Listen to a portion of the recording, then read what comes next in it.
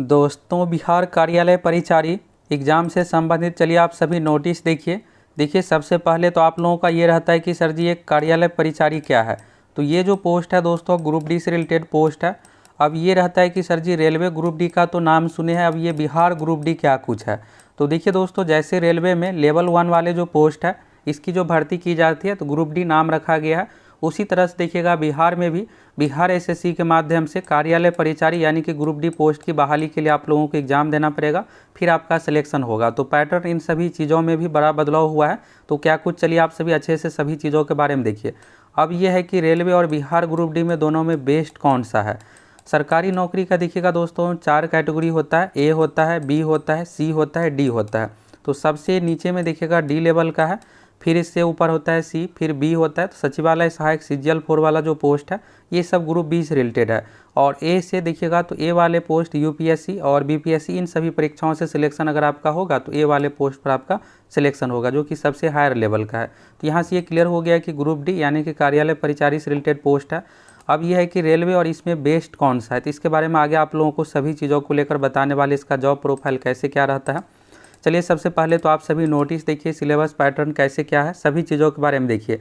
और देखिए दोस्तों, अगर आपको ग्रुप डी पोस्ट पर भी सिलेक्शन हो जाता है तो इसमें जो आपका कामकाज रहेगा फुली ऑफिस वाला कामकाज रहेगा। एयर कंडीशन यानी एसी में आप काम कीजिएगा, तो इसी चीज़ को आपको फुल मोटिवेट होकर के तैयार करना है।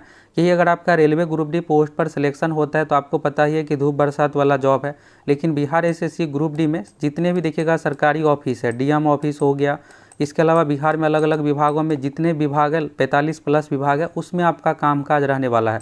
सचिवालय में भी आपका ड्यूटी हो सकता है, डीएम ऑफिस में कहीं भी रैंडमली आपका ड्यूटी मिल सकता है, ब्लॉक में भी आपका ड्यूटी मिल सकता है। तो आप समझ सकते हैं, इसी चीज़ को आपको ध्यान में रख कर के अच्छे से तैयारी करना है जिससे आपका सिलेक्शन हो जाए। बिहार एसएससी से देखिएगा दोस्तों, जितनी भी वैकेंसी आती है सभी अपने आप में रॉयल है। सीजीएल 4 में अगर आपका सिलेक्शन हो जाता है तो इसमें देखिएगा सभी अच्छे लेवल का पोस्ट है, सभी बाबू वाला जॉब है। इसके अलावा देखिएगा इंटर लेवल में भी, तो इसमें भी देखिएगा तो राजस्व कर्मचारी, पंचायत सचिव, ये सब पोस्ट रहने वाला है।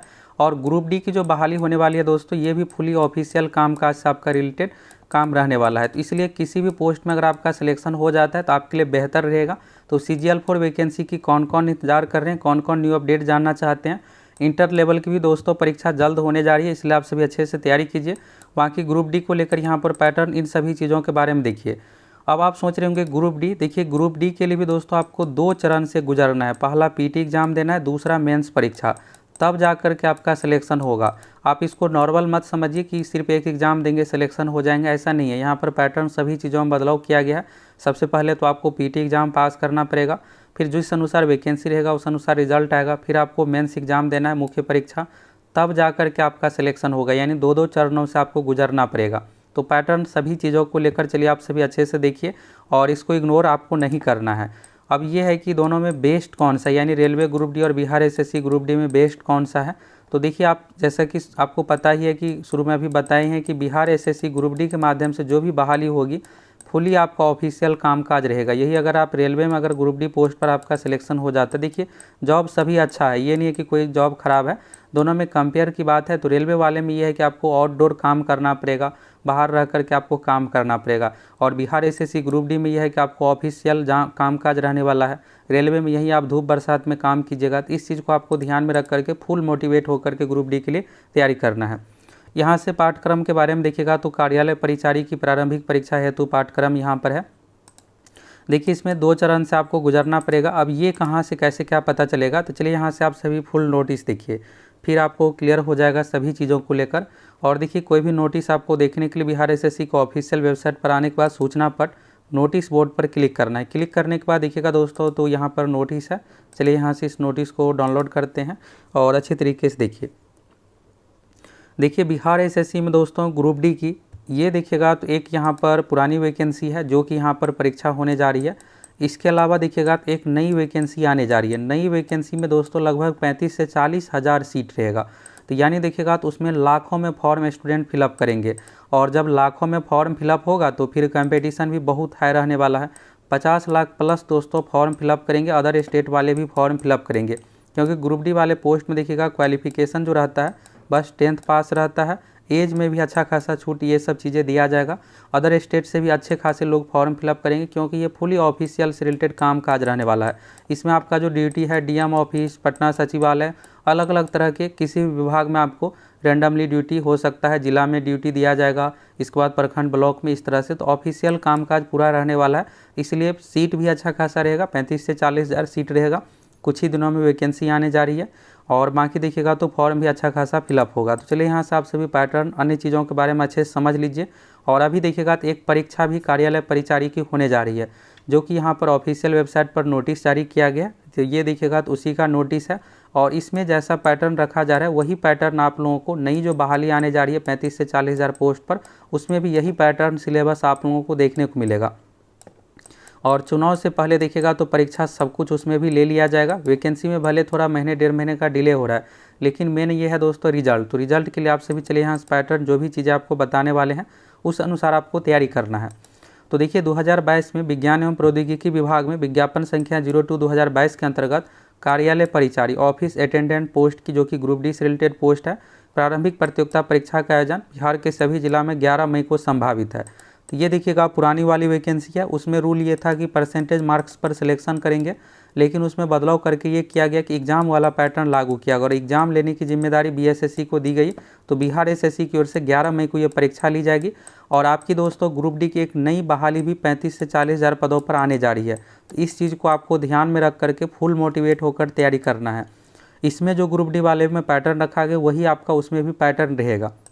तो इसमें देखिएगा तो यहाँ पर यह है कि 40 हज़ार से अधिक फॉर्म फिलअप होने के कंडीशन में प्रारंभिक और मुख्य परीक्षा आयोजित किया जाना है। तो यहाँ पर 3,45,000 विज्ञान एवं प्रौद्योगिकी विभाग में कार्यालय परिचारी पोस्ट की जो वैकेंसी आई थी, तो उसमें फॉर्म फिलअप हुआ है। तो इसलिए यहाँ पर प्रारंभिक और मुख्य परीक्षा दोनों इसमें ली जाएगी। प्रारंभिक परीक्षा का सिलेबस देखिएगा तो कुल 100 अंकों की होगी, जिसमें समान अंकगणित के 30 प्रश्न, समान ज्ञान के 40 प्रश्न, समान हिंदी के 30 प्रश्न होंगे। और परीक्षा की अवधि 2 घंटे की होगी, पूर्णांक 100 होगा। परीक्षा हेतु पाठ्यक्रम यहाँ पर नीचे में अटैच है, और एडमिट कार्ड जल्द ही ऑफिशियल वेबसाइट पर दिया जाएगा। ये नोटिस दोस्तों विज्ञान एवं प्रौद्योगिकी विभाग में जो पुरानी वैकेंसी है उसकी परीक्षा 11 मई को होने जा रही है, उससे रिलेटेड नोटिस है। इसमें देखिएगा पीटी मेंस 2 चरण रखा गया है। तो आगामी जो ग्रुप डी की वैकेंसी आने जा रही है उसमें भी आप लोगों को यही प्रक्रिया, ये सब चीज़ें देखने को मिलेगा। अब यहाँ से सिलेबस के बारे में आप सभी फुल डिटेल्स में देखिएगा। तो कार्यालय परिचारी की प्रारंभिक परीक्षा हेतु पाठ्यक्रम यहाँ पर है। सामान्य अंक गणित का 30 क्वेश्चन है, 30 मार्क्स का। इसके बाद देखिएगा समान ज्ञान, तो समान ज्ञान मतलब हुआ जीके। जीके में यहाँ पर 40 क्वेश्चन, 40 मार्क्स का। करेंट अफेयर्स भी इसमें शामिल किया गया। इसके बाद देखिएगा हिंदी है 30 अंक का। और इसके बाद देखिएगा तो ये जो पाठ्यक्रम है बिहार विद्यालय परीक्षा समिति का 10th स्तर का जो पाठ्यक्रम है उसी अनुसार इसमें पूछा जाएगा।